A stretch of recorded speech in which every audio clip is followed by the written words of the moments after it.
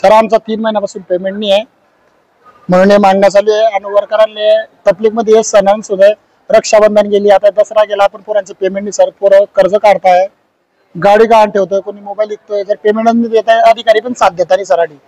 अधिकारीला problem विचारायला जावं तर ते मालकाकडे बोट डावता, मालकाकडे सांगतात, ते म्हणतात की पेमेंट पास झाले नाही, कोणी पेमेंट करायला तयार नाही. पोरांना त्यांच्या संतापानं पोरांना असं हे घाण केलेली आहे. म्हणजे आम्हाला जेव्हा पेमेंट भेटेल ते आम्ही घाण सफा करून देऊ असं म्हणून ते पोरं इथून चालले गेले.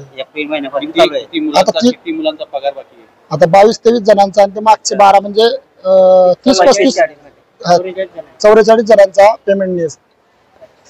काय किती काय मागण्या आहेत अजून? दुसरं काय नाही सर, फक्त पेमेंट रेग्युलर व्हावं, दुसरं काही मागणी नाही सर. पेमेंट जर रेग्युलर झाला तर आमचं काहीच म्हणणं नाही. PFSI सगळं चालू करून द्या, आमचं काही म्हणणं नाही. कोणाचा ठेका आहे? Smart services. ते म्हणता कोणी मंत्री लोकांचं ठेका, आता ते आम्हाला काही माहित नाही. आता ते इतकं माहित नाही आम्हाला. ते फक्त आम्हाला स्मार्ट सर्व्हिसेस मध्ये यांना टाकून दिलंय 22 जणांना, आम्ही केलेलं आहे. आता ते पेमेंट द्यायलाच तयार नाही. किती महिन्यापासून पेमेंट? आता 3 महिने झाले पेमेंट नाही. आता 3रा महिना भरला, आता 4था लागून गेला. आणि वर्क आता 11,000 काय करते, पेमेंट होत नाही सर लवकर.